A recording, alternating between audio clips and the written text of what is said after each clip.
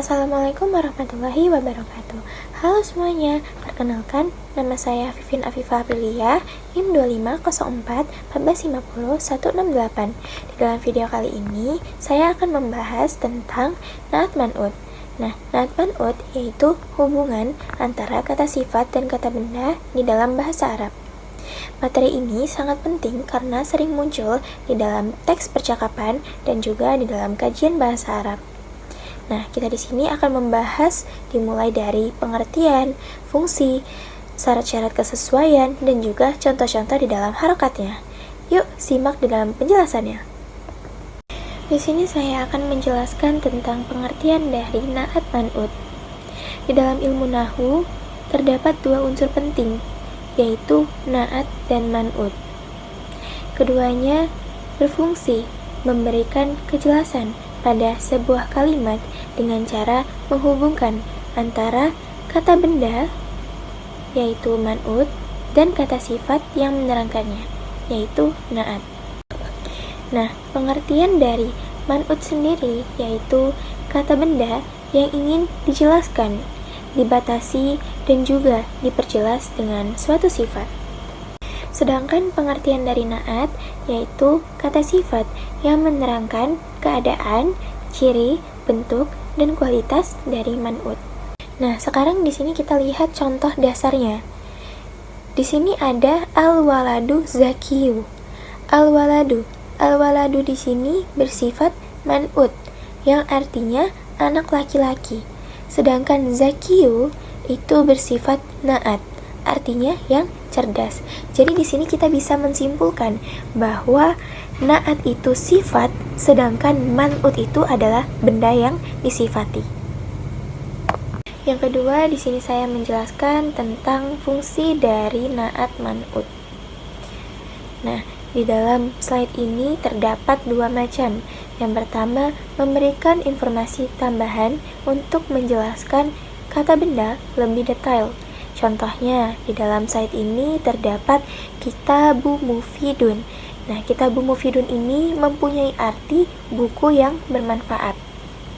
Yang kedua, di sini menjelaskan untuk membatasi makna dan memperjelas jenis benda agar tidak ambigu. Nah, contohnya di sini ar-rajulu sholihu. Ar-rajulu sholihu mempunyai arti laki-laki yang solih. Kata-katanya di sini lebih spesifik. Yang ketiga, di sini saya akan membahas tentang syariat kesesuaian antara naat dan man'ut. Nah, di dalam naat man'ut ini ada 4. Yang pertama itu jenis kelamin, yang kedua itu bilangan, yang ketiga itu ada i'rab, yang keempat itu ma'rifah dan nakirah. Mari kita simak penjelasannya. Di sini saya menjelaskan jenis kelamin terlebih dahulu. Naat di sini harus sama jenisnya dengan man'ut. Apakah di situ dia mudzakkar atau muannas? Mudzakkar itu laki-laki, muannas itu perempuan. Di sini ada contoh ar-rajulu tawilun, yang artinya seorang laki-laki yang tinggi.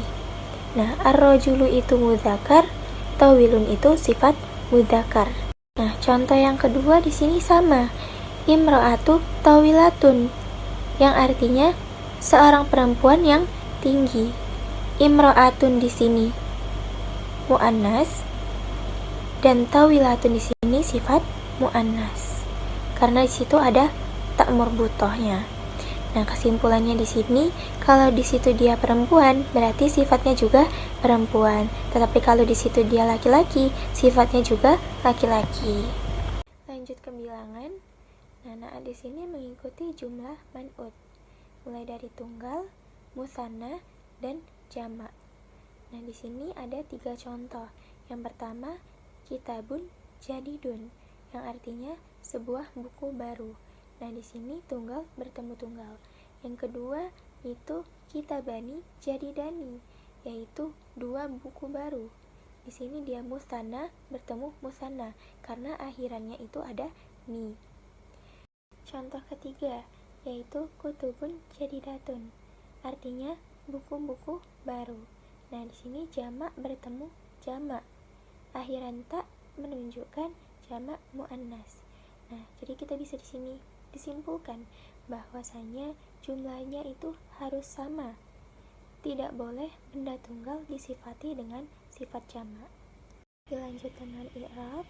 Jadi man'ut itu rafa, nasab atau jar, tapi tergantung dengan struktur kalimatnya. Dan juga naat itu harus menyesuaikan harokat terakhir man'ut.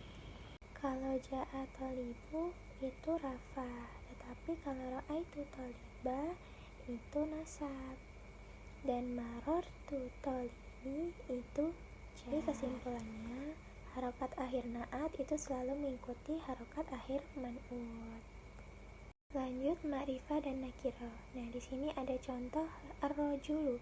Ar-rajulu di sini yang artinya laki-laki itu.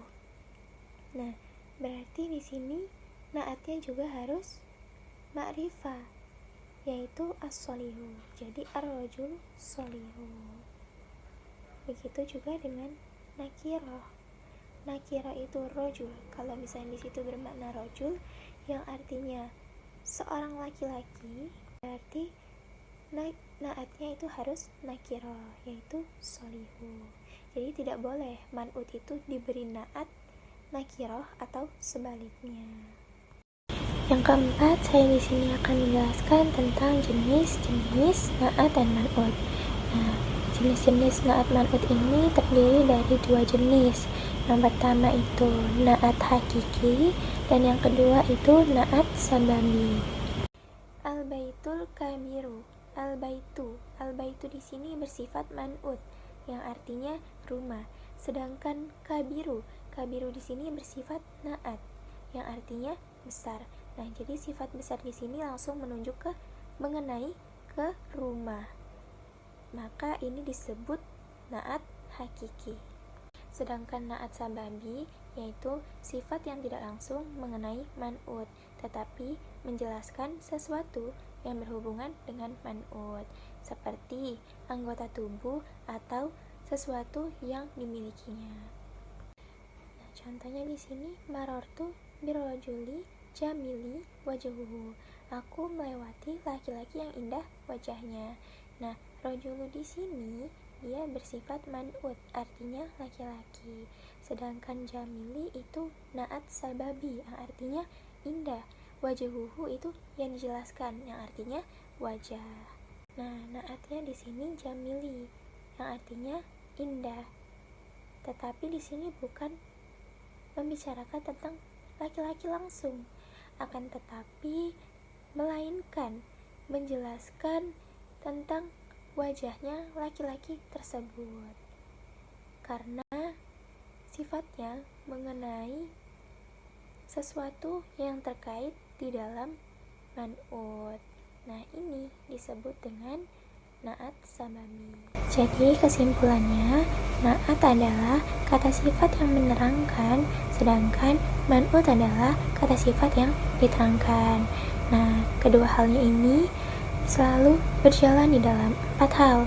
Yang pertama itu jenis kelamin, yang kedua itu bilangan, yang ketiga itu i'rab, dan yang keempat itu adalah ma'rifah dan nakirah.